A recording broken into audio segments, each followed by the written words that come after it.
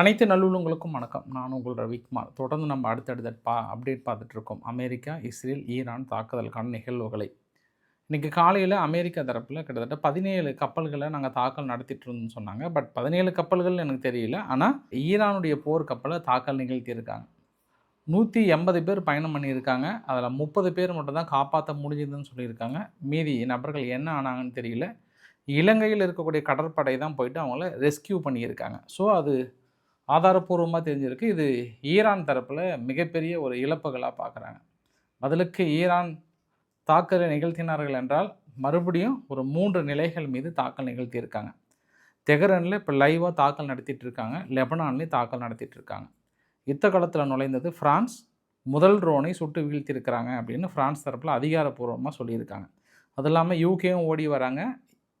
Iran சம்மந்தமே இல்லாமல் அசர்பைஜானோட எல்லை பகுதிக்குள்ளே போயிட்டு ஒரு தாக்கல் நிகழ்த்தியிருக்காங்க. சம்மந்தமே இல்லைன்றது ஏதோ ஃப்ளோவில் வந்துருச்சு. அதுக்கு ஒரு சம்மந்தம் இருக்குன்றதில் இந்த வீடியோ பதிவில் பார்த்துலாம். நண்பர்களே, வீடியோக்குள்ளே போகிறதுக்கு முன்பு நீங்கள் நம்ம சேனலை சப்ஸ்கிரைப் பண்ணலாம். சப்ஸ்கிரைப் பண்ணிட்டு வாங்க. மறக்காம பெல் பட்டன் கிளிக் பண்ணி ஆல் ஆப்ஷன்ஸ் கொடுங்க. வீடியோக்குள்ளே போகலாம்.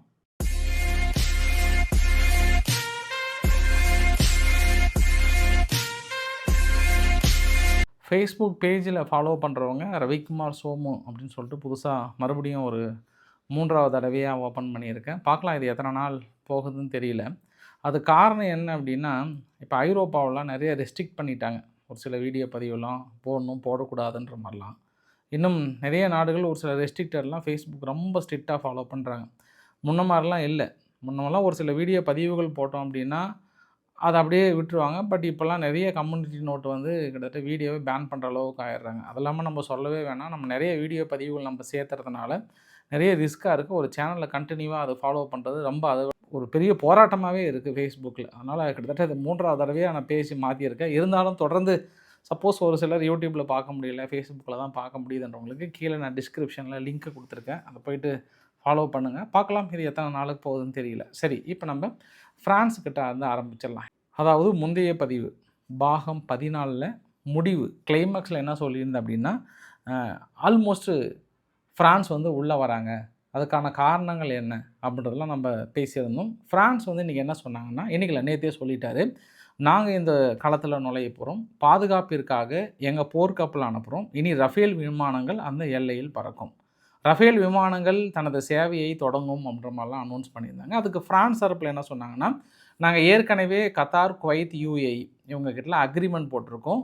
உங்கள் செக்யூரிட்டி டிஃபென்ஸ்லையோ மற்ற ஏதாவது பாதிப்பு வரும் பட்சத்தில் ஓடோடி வந்து உதவி செய்வதாக நாங்கள் அக்ரிமெண்ட் போட்டிருக்கோம். அதே மாதிரி எங்களுக்கு ஒரு பிரச்சனை வரும்போது அவங்களும் வந்து அக்ரிமெண்ட்டில் சைன் பண்ணியிருக்காங்க. அதன் அடிப்படையில் நாங்கள் யாருக்கு போய் உதவி பண்ண போகிறோம், யுஏஇ, குவைத், கத்தார் இந்த 3 நாடுகளுக்கும் நான் உதவி செய்ய போகிறேன்னு சொன்னாங்க. களத்தில் வந்திருக்காங்க. வந்த உடனே குவைத்தை நோக்கி வந்த ஒரு ட்ரோனை நாங்கள் சுட்டு வீழ்த்திட்டோன்னு சொல்லிட்டாங்க. இனி நாங்கள் பெரிய அளவுக்கு வேலைகளை தொடங்க போகிறோன்னு சொல்லிட்டாங்க. ஆல்ரெடி அவங்களுடைய போர் கப்பல்கள் வந்து அங்கங்கே நிறுத்தப்பட்டிருந்தால் கூட அந்த போர் கப்பல்கள் தனது சேவையை தொடங்குறதா சொல்லியிருக்காங்க. ஸோ ரெட்சி கடல் பகுதியில் இருக்குது. அங்கே லிபியா பக்கத்தில் லிபியான்ற பாருங்க, மேலே சிரியாவுக்கு பக்கத்தில் அங்கே ஒன்று இருக்கிறது. அது இல்லாமல் ஈரான் பக்கத்துலேயும் ஒரு கப்பல்கள் இருக்குது. இது எல்லாமே இனி தொடர்ந்து தனது பணிகளை செய்யும்ன்றாங்க. ஏன்னா ஈரான் இந்த வரைபடத்தில் பார்க்குறல தொடர்ந்து முக்கிய ஹாட்ஸ்பாட்டு என்ன அப்படின்னா, அந்த லொக்கேஷன் அட்டாக்டு ப்ளஸ் வந்து ஆயில் அண்ட் கேஸ் ஃபெசிலிட்டிஸ் அடிக்க ஆரம்பிச்சிட்டாங்க. அமெரிக்க பேஸ் அடிக்க ஆரம்பிச்சிட்டாங்க. அமெரிக்க பேஸை மட்டும் அடிச்சிருந்தாங்கன்னா மேபி ஃப்ரான்ஸ் வந்திருக்காது. அதாவது அங்கே இருக்கக்கூடிய எண்ணெய் வளங்களை அடிக்க ஆரம்பித்ததுனால, இன்ஃப்ராஸ்ட்ரக்சர் அடிக்கிறதுனால நாங்கள் உள்ளே வரோம் அப்படின்னு சொல்லிட்டாங்க. தாக்குதல் சக்ஸஸ் அப்படின்ற மாதிரி வந்து சொல்லிட்டாங்க. அதே போல் சைப்ரஸ் தீவில் பிரிட்டனுடைய அக்ரோத்ரி அப்படின்ற ஒரு விமானப்படை தளத்தில் ஈரான் நடத்திய தாக்குதல், ட்ரோன் தாக்குதல்னால பதில் தாக்குதல் நடத்தும் விதமாக அவங்களும் அதிநவீன HMS டங்ஸ்டன் அப்படின்ற ஒரு போர் கப்பலை சைப்ரஸ் தீவுக்கு அனுப்பி வைத்திருக்காங்க. மறுபடியும் தாக்கல் நிகழ்த்தினாங்கன்னா கண்டிப்பாக பதிலடிகள் கடுமையாக இருக்குன்னு யூகே தரப்புலையும் மிரட்டுறாங்க. ஆனால் என்ன தான் நாங்கள் இங்கே வந்து சப்போர்ட் பண்ணாலும், அதாவது ஈரான் நடத்திய தாக்குதலுக்கு பதிலடிகள் கொடுத்தாலும் இஸ்ரேல் செய்வது தவறு. லெபனானுக்குள்ளே யாரை கேட்டு படைகள் அனுப்புகிறாங்க, அதை ஏற்றுக்கொள்ளவே முடியாது. ஏற்கனவே அமைதி தூதுக்குழு இருக்குது. அமைதி தூதுக்குழுவும் தள்ளி போக சொல்லிவிட்டு இந்த மாதிரியான ஆக்கிரமிப்புகளை நான் ஒருபொழுதும் ஏற்றுக்கொள்ள மாட்டேன், எனது கடும் கண்டனத்தை தெரிவித்துக் கொள்கிறேன்றாங்க. அப்போ இங்கே நான் உதவி செஞ்சால் கூட அதை என்னால் ஏற்றுக்கொள்ள முடியாதுன்றார். அதே போல் ஸ்பெயினுடைய பிரைம் மினிஸ்டர் பெட்ரோ சாண்டோஸ் அவருக்கும் அமெரிக்காவுக்கும் இப்போ பிரச்சனை வந்துருச்சு. இருந்தாலும் அவர் என்ன சொல்கிறாருன்னா, எனக்கு காசா விவகாரமும் ஒன்று தான், அங்கே உக்ரைன் விவகாரமும் ஒன்று தான். உக்ரைனில் எப்படி ரஷ்யா ஆக்குபை பண்ணுறது தவறுன்னு நான் சொல்கிறேனோ, அதே மாதிரி இங்கே இஸ்ரேல் அங்கே உள்ளே போயிட்டு ஆக்குபை பண்ணுறதோ தாக்கல் நடத்துகிறதோ தவறு தான். எனக்கு இரண்டுமே வித்தியாசம் தெரியல. வேணும்னா மற்ற நாடுகள் எனக்கு வேறுபாடு காட்டலாம், ஆனால் எங்கிட்ட அந்த வேறுபாடு காட்டாதீங்க அப்படின்னு சொல்கிறாரு. ஒரு சில புகைப்படங்கள் தொடர்ந்து 3 நிலைகள் UAE, Saudi Arabia, Jordan, Qatar போன்ற இடத்துங்கள்லாம் பெரிய பாதிப்புகள் ஏற்பட்டதாக இப்போ தான் புகைப்பட இமேஜஸ்லாம் சொல்லியிருக்காங்க. இப்போ தான் ஃபாக்ஸ் நியூஸ்லேயும் மற்ற அமெரிக்காவுடைய சென்காம்லேயும் ஒரு சில நியூஸ்லாம் பார்த்தேன் நான். சென்காம் என்ன சொன்னாங்கன்னா, 6 வீரர்கள் இதுவரை இறந்ததாக அனௌன்ஸ் பண்ணியிருக்காங்க. அவங்களோட நேம், அவங்களோட புகைப்படங்களை வெளியிட்டிருக்காங்க.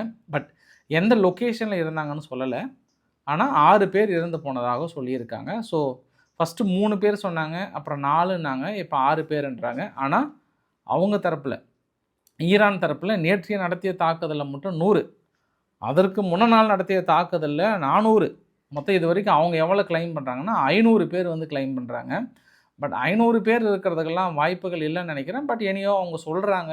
ஏன்னா அவங்க சொல்கிறதையும் ஒரு சில பேர் நம்புகிறாங்க. அப்படின்னும் போது நம்ம ஒன்றும் சொல்ல முடியாது. பட் ஆதாரங்கள் 6 வரைக்கும் தான் இது வரைக்கும் சொல்லியிருக்காங்க.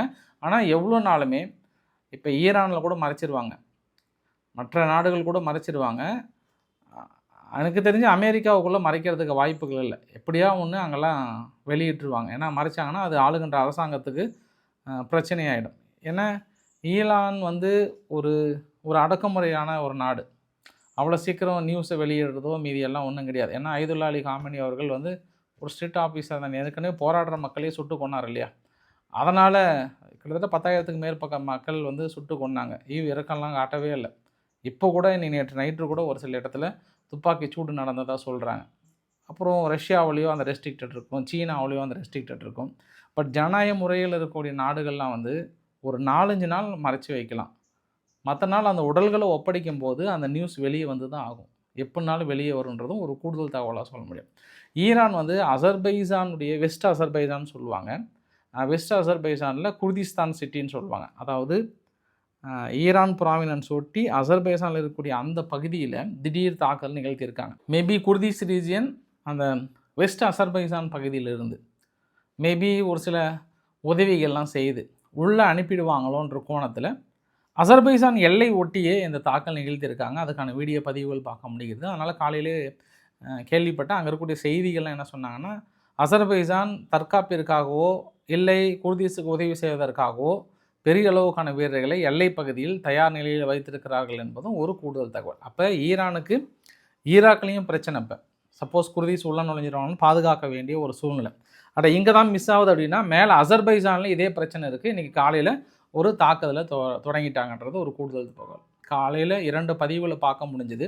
ஒரு பதிவு பாக்தாத்தில் இருக்கக்கூடிய விக்டரி பேஸ் அப்படின்னு சொல்கிறாங்க. அமெரிக்காவுடைய விக்டரி பேஸ் மீது ஒரு ட்ரோன் தாக்கல் நிகழ்த்தப்பட்டிருக்கிறது. அப்புறம் பக்ரைனில் இருக்கக்கூடிய ஒரு சென்சிட்டிவ் டார்கெட் ஒன்று அமெரிக்காவுடைய பேஸில் வந்து ஒரு தாக்கல் நிகழ்த்தியிருப்பதாக ஈரான் தரப்பில் கிளைம் பண்ணியிருக்காங்க. 2மே ட்ரோன் தாக்குதல். 3வது முறையாக அமெரிக்காவினுடைய ட்ரோனை நாங்கள் சுட்டு வீழ்த்திருக்கோம், சலால் ஹல்தீன் ப்ராவினன்ஸ் பக்கத்தில் சுட்டு வீழ்த்திருக்குன்னு ஒரு இமேஜை வெளியிட்டிருக்காங்க. இது சம்பவம் நம்பர் 3. சம்பவம் நம்பர் 4 அமெரிக்காவுடைய மிகப்பெரிய பேஸ் மிடில் ஈஸ்ட்லேயே அல் உதைத் ஏர்பேஸ் தான். அல் உதைத் ஏர்பேஸில் காலையில் நடத்தப்பட்ட தாக்குதலில் பெரிய சேதாரம் ஏற்பட்டிருக்கும் அப்படின்னு நிறைய சேனல் வந்து கிட்டத்தட்ட ஆதாரப்பூர்வமாக வெளியிட்டிருக்கிறாங்க. CNN தொடர்ந்து மற்ற சேனலும் வெளியிட்டிருக்காங்க. ஒரு கூடுதல் தகவல், சூடானில் இருக்கக்கூடிய ஆர்ம்டு ஃபோர்ஸ் வந்து என்ன சொல்லியிருக்காங்கன்னா, சப்போஸ் குர்திஸ் ரீஜியன் ஈரானுக்குள்ளே நுழைஞ்சாங்கன்னா நாங்களும் களத்தில் நுழைய வேண்டியது இருக்கும், நாங்கள் ஈரானுக்கு முழு ஆதரவு கொடுக்க போகிறோம் அப்படின்ற மாதிரியான ஒரு அறிவிப்பெல்லாம் வந்து கொடுத்துருக்காங்க. சரி, நம்ம மிக முக்கியமாக பேச வந்தது என்ன அப்படின்னா, ஈரானுடைய மச் அப்படின்ற ஒரு கிளாஸ் பிரிகேட் IRISனுடைய கப்பல், IRIS டீனா அப்படின்ற ஒரு கப்பல். இந்த கப்பல் 2021 கமிஷன்னா பொது சேவைக்கு வருது. அதில் 180 சோல்ஜர்ஸ் மேலே இருக்காங்க. இப்போ திடீர்னு தாக்கல் நடத்தியிருக்காங்க. எங்கே அப்படின்னா இலங்கை இந்திய கடற்பகுதியில், இலங்கை கடல் பக்கம் கிட்டத்தட்ட மால்தீவ்ஸ் பக்கம்ன்றாங்க, அதுக்கு கொஞ்சம் மேலே பகுதியை சொல்கிறாங்க. அந்த இடத்துல திடீர்னு அமெரிக்கா தாக்கல் நிகழ்த்தியிருக்காங்க. இந்த தாக்குதலில் இந்த போர்க்கப்பல் ஆல்மோஸ்ட் பாதி சிங்க் ஆகிடுச்சு. சிங்க் ஆகும்போது அவசர அவசரமாக தகவல்கள் கேள்விப்பட்டு இலங்கையினுடைய கடற்படை போயிட்டு 30 பேர்த்த தான் எங்களால் காப்பாற்ற முடிஞ்சதுன்னு சொல்லியிருக்காங்க. ஆனால் அதில் 150 பேர் இருக்காங்க. மீதி எத்தனை பேர் உயிரோடு இருக்காங்க, இல்லை வேறு ஏதாவது கடலில் மிதந்துட்டு இருக்கிறாங்களா அப்படின்றத நாங்கள் தேடிட்டு இருக்கிறோன்றாங்க. இதில் குறிப்பு என்னென்னா, இப்போ தான் நம்ம 2026 ஜனவரி சமயத்தில் எங்கள் இந்தியா, ஈரான் இதெல்லாம் வந்து கூட்டு இராணுவ பயிற்சி மேற்கொண்டோம். அந்த கூட்டு இராணுவ பயிற்சியில் இந்த IRIS தீனா வந்து கலந்துக்கிட்டு அந்த வீடியோ பதிவுலாம் பெரிய அளவுக்கு வைரலாகவும் இருந்தது. அந்த ஒரு போர்க்கப்பலை சுட்டு வீழ்த்தியிருக்கிறது அமெரிக்கா தரப்பில். ஆனால் அமெரிக்கா தரப்பில் இது வரைக்கும் அவங்களோட 17 கப்பல்களும் அடிச்சிட்டோன்னு சொல்கிறாங்க. 17 கப்பல்கள் அடிச்சிட்டாங்களோ இல்லையோ, பட் முதல் கப்பல் இல்லை, ஏற்கனவே ஒரு 3 கப்பல் அடிச்சிட்டாங்க. அதுக்கான ஆதாரம் கிட்டத்தட்ட கிடச்சி. இது கிட்டத்தட்ட 4வது கப்பலாக பார்க்கலாம். 4வது போர்க்கப்பல்களை சுட்டு வீழ்த்தியிருக்கிறது அமெரிக்கா. ஆனால் ஸ்ட்ரெய்ட் ஆஃப் ஹார்முஸ் பகுதியில் இனி மற்ற கப்பல்கள் வந்து நீங்கள் தாராளமாக வரலாம், எண்ணெய் வளங்கள் இருக்கக்கூடிய இல்லை எண்ணெய் ஏற்றி செல்லக்கூடிய எந்த கப்பலாக இருந்தாலும் கொண்டு வரலாம் அப்படின்னு ஒரு அனௌன்ஸ்மெண்ட் கொடுக்குறாங்க. ஆனால் கொண்டு வரும்போது தான் தெரியும் நிஜமாவே ஈரான்கிட்ட கப்பல்கள் இருக்கா இல்லையா, இல்லை நீர்மூழ்கி கப்பல் இருக்கா இல்லையான்னு தெரியல. பார்க்கலாம் பொறுத்திருந்து.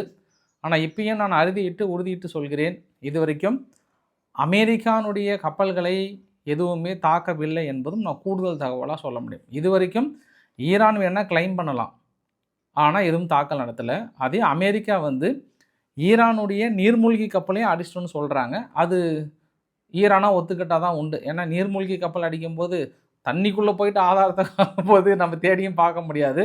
அதுவுமே ஒரு கூடுதல் தகவலாக பார்க்கலாம் நம்ம. சரி, இஸ்ரேல் என்ன பண்ணியிருக்காங்க இன்றைக்கி காலையிலிருந்துன்னா, இஸ்ரேல் வந்து மொத்தமாக ஒரு 7 இடத்துல டார்கெட் வச்சு அடிச்சிருக்காங்க. இப்போ நான் வரும்போது கூட தெஹ்ரானை மையப்படுத்தி ஒரு 5லேருந்து 6 இடங்களில் தொடர்ந்து தாக்கல் நடத்திட்டு இருந்தாங்க. அப்புறம் ரெவல்யூட்டரி கார்டுனுடைய ஹெட் குவார்ட்டர் பனா அப்படின்ற ஒரு பகுதியில் அந்த ஹெட் குவார்ட்டரே முழுமையாக தரைமட்டமாக்கியிருக்காங்க. பெய்ரூட்னுடைய இன்டர்நேஷ்னல் ஏர்போர்ட் பக்கத்தில் ஒரு பெரிய தாக்கல் நிகழ்த்தியிருக்காங்க. அதாவது இஸ்ரேலுக்கு போர் அடிச்சதுன்னா நேராக அவங்க அடிக்கிற இடம் எங்கன்னா, எப்போ 2 விமானத்தை அனுப்புப்பா, ரொம்ப போர் அடிக்குது, போயிட்டு கொஞ்சம் லெபனான் பக்கத்தில் 2 போடுப்பா அப்படின்னா போதும் போடுறாங்க. ஏன்னா அவங்க இது வரைக்கும் நம்ம ஏற்கனவே நடந்த நிகழ்வுகளையும் பார்க்க முடிகிறது.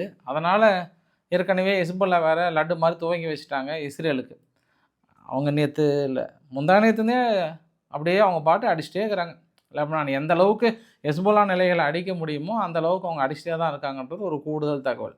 நேற்றைய தாக்குதலில் மிக முக்கியமான பதிவுகள் அப்படின்னு பார்த்தோம்னா, தெஹரானில் இருக்கக்கூடிய மெஹ்ராபாத் ஏர்போர்ட்டு இந்த சைடில் பெரிய ஒரு கட்டை மாதிரி போட்டிருக்கு பாருங்கள். அவ்வளோதான், அந்த விமான நிலையத்தை பயன்படுத்த முடியாத ஒரு சூழ்நிலை. அங்கே பக்கத்தில் வான்தடுப்பு சாதனங்கள் ஒன்று இருந்திருக்கு, அதையும் அடிச்சிட்டாங்கன்றது தெரியுது. அதுக்கு கீழே இங்கே ஈராக் பக்கத்தில் ஒரு ஏர்பேஸ் ஒன்று இருக்குது, அதையும் அடிச்சிட்டாங்க. அந்த ஏர்பேஸும் கிட்டத்தட்ட பயன்படுத்த முடியாத ஒரு சூழ்நிலை. அப்புறம் ஈராக் குர்திஸ்தான் உள்ள நுழைகின்ற ஒரு சில பகுதிகளில் IRGC ஸ்ட்ராங் பொசிஷன் இருக்கக்கூடிய பகுதியில் அடிச்சிருக்காங்க. அது இல்லாமல் கீழே பார்த்தோன்னா குவாம் பகுதியில் தான் அங்கே, அதாவது IRGC இல்லை, அங்கே அடுத்த கட்ட தலைவரை தேர்ந்தெடுத்து தான் இருந்தாங்க. நம்பர் 2ன்னு இருக்குது பாருங்கள், அதுதான் அங்கே செக்ரட்டரி ஆஃப் அசம்பிளி இருந்தது இல்லையா, அந்த இடத்துல வந்து தாக்குதலை நிகழ்த்தியிருக்காங்க. அப்புறம் நட்டான்ஸ், இஸ்பகானுடைய நியூக்ளியர் ஃபெசிலிட்டிஸ் கண்டிப்பாக பெரிய சேதாரத்துக்கு உள்ளாக இருக்குன்ற மாதிரி IAEA தனது கவலைகளை தெரிவித்திருக்கிறாங்கன்றதும் ஒரு கூடுதல் தகவல். அப்புறம் கெர்மான், அதில் வந்து 13 பேர் வந்து விமானத்தில் பயணிக்கும் போது அடிச்சிட்டாங்கன்ற தகவல் வந்திருக்கிறது. அது இன்னும் உறுதியாக தெரியல. பட் இங்கே ரேபர் வந்து ஆமாம் அது உறுதி தான் அப்படின்ற மாதிரி வந்து சொல்லியிருக்காங்க கெர்மான் பகுதியில். இன்னும் யூஎஸ்னுடைய ஸ்ட்ரைக் இதில் மென்ஷன் பண்ணல. யூஎஸ்னுடைய ஸ்ட்ரைக் மென்ஷன் பண்ணாங்கன்னா மேபி அதிகமாக இருக்கும்னு நினைக்கிறேன். ஏன்னா யூஎஸ் வந்து நேற்று இரவு B1 B2 ஸ்ட்ராட்டஜிக் பாம்பர் மூலமாக அடிச்சிருக்காங்க. அந்த இன்னும் இழப்புகள் பற்றி ஒன்றும் வரல, எல்லாம் அப்படியே ஒரே இதில் இருக்கிறதுனால இதுக்கப்புறம் தான் வரும்னு நினைக்கிறேன். பார்க்கலாம் நம்ம. இதுவரை மிடில் ஈஸ்டில் அதிகமான நாடுகள் தாக்குதலுக்கு இலக்காக்கப்பட்டது UAE. 877 இன்சிடெண்ட்டில் 814 ஏர் டிஃபென்ஸ் சிஸ்டம் அட்டகாசமாக வேலை செஞ்சுருக்குன்றாங்க. பட் 13 மிசைல்ஸ் வந்து ஒரு இம்பேக்டை ஏற்படுத்தியிருக்கு. 6 பேர் இறந்து போயிட்டாங்க UAEயில். மேபி அது 6 பேர் அமெரிக்கர்களா இல்லை அங்கே இருக்கக்கூடிய UAE நபர்களா அப்படின்றது இதுக்கப்புறம் தான் பார்க்கணும் நம்ம. அடுத்தது கத்தார் 147 இன்சிடெண்ட்டு, அதில் 140 பக்கமே சுட்டு வீழ்த்திட்டுன்றாங்க. 2 ஏர் ஸ்ட்ரைக் தான் சக்ஸஸ் பண்ணியிருக்கிறாங்கன்றாங்க. அப்புறம் பஹ்ரைன் 189 கிட்டத்தட்ட. ஏன்னா பஹ்ரைன் ரொம்ப முக்கியமான ஹெட் குவார்ட்டர்ஸ் அது அவங்களுக்கு, அமெரிக்காவுக்கு. அதுக்கப்புறம் ஜோர்டன் 51, அப்புறம் குவைத் 586, கிட்டத்தட்ட 2nd பொசிஷனில் இருக்கிறாங்க குவைத்து. அதிகமான தாக்குதலுக்கு இலக்காக்கப்பட்டிருக்கிறது. 562 பக்கம் நாங்கள் சுட்டு வீழ்த்திடுன்னு சொல்கிறாங்க. அப்புறம் Saudi Arabia, Israel, Oman, Iraq, அமெரிக்கானுடைய நிலைகள் இது எல்லாம் சேர்த்து அமெரிக்கா ஏன் போட்டிருக்காங்கன்னா அங்கே ஒரு துப்பாக்கி சூடு நடந்தது, அதை பற்றி சொல்கிறாங்க. ஒட்டுமொத்த இறப்புகள் அப்படின்னு பார்த்தோம்னா ஈரான் தரப்பில் 787 பேர் கிளைம் பண்ணுறாங்க.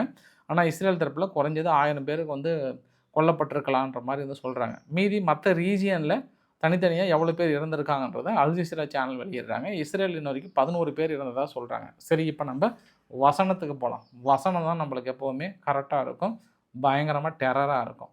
IRGC என்ன சொல்கிறாங்கன்னா, உயிரோடு இருக்க விரும்பும் எவரும் உடனடியாக இஸ்ரேலிலிருந்து வெளியேற வேண்டும்.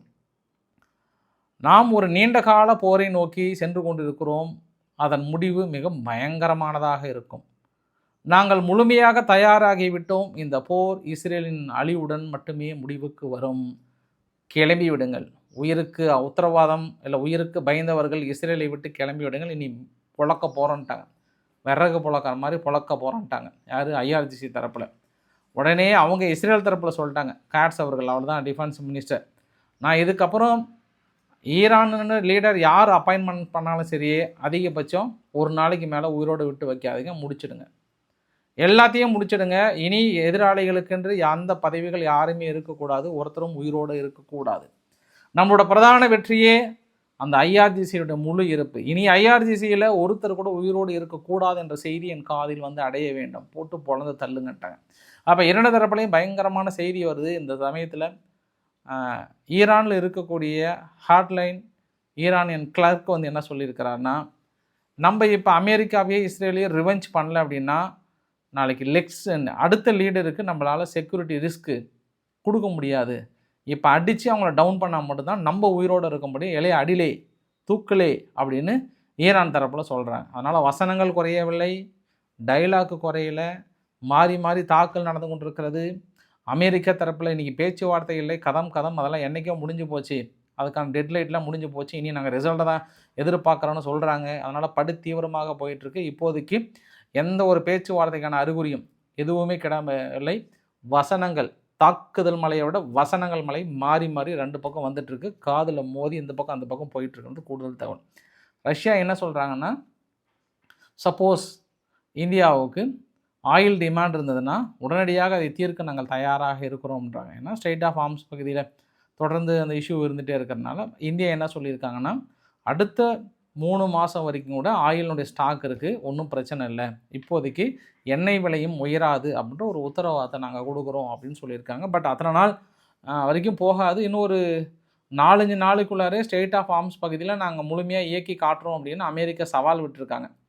ஏன்னா இப்போ யூகேவும் ஓடி வராங்க, ஃப்ரான்ஸும் ஓடி வராங்க, அது இல்லாமல் ஈரானுடைய கப்பலை முழுசாக அடிச்சிட்டோன்ற மாதிரி சொல்கிறாங்க. பட் அது நம்பிக்கையில் தான், எல்லா கப்பலும் அடிச்சிருக்க முடியாது, கண்டிப்பாக இருக்கும், அது கேள்விக்குறி தான். வழக்கமாக பட்டாளத்துக்காரங்கனாவே எல்லா தரப்புலையும் போய் தான் சொல்லுவாங்க, அதை நம்ம அனலைஸ் பண்ணிக்கணும் நம்ம. அதனால் இப்போ வருகின்ற காலங்கள் ரொம்ப முக்கியமான காலமாக இருக்கும். மார்க் கார்னி அவர்கள், கனடாவுடைய பிரதமர் மார்க் கார்னி அவர்கள் என்ன சொல்லியிருக்கிறாருன்னா, இதுக்கு எல்லாத்துக்கும் காரணம் ஐநா தான் அப்படின்றாங்க. எப்படிப்பா சொல்கிறீங்க அப்படின்னா, ஐநா கிட்ட அப்பயே நாங்கள் சொன்னோம், ஈரான்கிட்ட அணு ஆயுதங்கள் இல்லாத ஒரு சூழ்நிலையை உருவாக்குங்கன்னு சொன்னோம். ஐநா மூலிமா ப்ரெஷரும் கொடுத்து பார்த்தோம், ஐநாவை மதிக்கலை. அதாவது எல்லாரும் என்ன சொல்கிறாங்கன்னா, ஐநாவை அமெரிக்கா மதிக்கலைன்றது தப்பு, ஐநாவை ஈரான் மதிக்கலை. பல பொருளாதார தடைகளை விதித்தோம், எல்லாவித தடைகளையும் தாண்டி இல்லை நான் அப்படி தான் இருப்பேன் அப்படின்னா இந்த போர் அதுதான் காரணம், ஐநாவை தூக்குங்கன்றாங்க. இப்போ இவங்க இப்படி சொல்கிறாங்களா? ஆனால் இங்கே போராட்டக்காரர்கள் என்ன சொல்கிறாங்கன்னா, இங்கே தமிழகத்தில் இருக்கக்கூடிய போராட்டக்காரர்கள்லாம் ஐநா இதற்கப்புறம் எதற்கு இருக்க வேண்டும், இல்லை எதற்கு இருக்க வேண்டும், இந்த போரை நிறுத்த முடியவில்லை என்றால் ஏன் இந்த ஐநா இருக்க வேண்டும், ஒரு ஆலாமரத்து அடியில் டீயை குடித்து கொண்டு எங்கள் நாட்டாமைக்கே அந்த உரிமையை கொடுத்து விடலாமே, இல்லை எங்கள் நாட்டாமை அனுப்பட்டுமா அப்படின்ற மாதிரி எங்கேருந்து சொல்கிறாங்கன்றது ஒரு கூடுதல் தகவலாக சொல்ல முடியும். சரி, வீடியோவோட நிறைவு பகுதியில் ஆப்கானிஸ்தானை பார்த்துடலாம். செல்ஃபி பாய்ஸ், அணுகுண்டு பாய்ஸ். இந்த செல்ஃபி பாய்ஸ், அணுகுண்டு பாய்ஸ் அப்படின்னும் போது ஏன் இவங்களை நம்ம செல்ஃபி பாய்ஸ்ன்னு சொல்கிறோம் அப்படின்னா, இந்த வீடியோ பதிவை பாருங்கள். இந்த வீடியோ பதிவை ஒரு கிரிக்கெட் மேட்சை எப்படி பார்ப்பாங்களோ அந்த மாதிரி உட்காந்து அப்படியே ஆப்கானிஸ்தான் பாகிஸ்தானுடைய போஸ்ட் அடிக்கிறது அப்படியே பார்க்குறாங்க. அடடட உங்களை செல்ஃபி பாய்ஸ்ன்னு சொல்கிறதுல தப்பே இல்லை பாய்ஸ், நீங்கள் கரெக்டாக தான் பண்ணுறீங்க அப்படின்னு நான் நினச்சிக்கிட்டேன். இந்த ஒரு நிலையில் பார்த்துட்டு ஆப்கானிஸ்தான் என்ன கிளைம் பண்ணுறாங்கன்னா, 150க்கும் மேற்பட்ட பாகிஸ்தான் வீரர்கள் முடித்து தள்ளிட்டுன்றாங்க. பாகிஸ்தான் என்ன கிளைம் பண்ணுறாங்கன்னா 700லேருந்து 800 ஆப்கானிஸ்தான் வீரர்கள் முடிச்சு தள்ளிட்டோம், அவங்கெல்லாம் முடிச்சுட்டாங்க, அந்நேரம் மேலோகத்துக்கு போய் சேர்ந்துருப்பாங்கன்னு பாகிஸ்தானில் தரப்பில் கிளைம் பண்ணுறாங்க.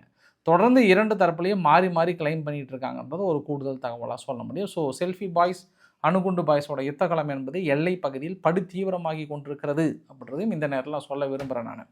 ஃபைனலாக இந்த வீடியோவோட கிளைமேக்ஸில் இன்றைக்கி தான் அமெரிக்கானுடைய எதிர்க்கட்சிகள், அதாவது கமலா ஹாரிஸ் அவர்கள் என்ன சொல்லியிருக்காங்கன்னா, நாடாளுமன்றத்தை கூட்டி முடிவெடுக்காமல் ட்ரம்ப் தனது சொந்த விருப்பத்தின் பேரில் போரை தொடங்கியிருக்கிறார். அந்த போரை நிறுத்தினேன், இந்த போரை நிறுத்தினேன், இந்தியா பாகிஸ்தான் போரை நிறுத்தினேன், லட்சக்கணக்கான மக்கள் உயிரை காப்பாற்றினேன் என்று கூறுகின்ற ட்ரம்ப் அவர்கள் இந்த போரை நிறுத்தினீர்களா தொடங்கினீர்களா என்று விளக்க முடியுமா ட்ரம்ப் அவர்களே அப்படின்ற ஒரு கேள்வியை கேட்டிருக்கிறாங்க கமலா ஹாரிஸ் அவர்கள்.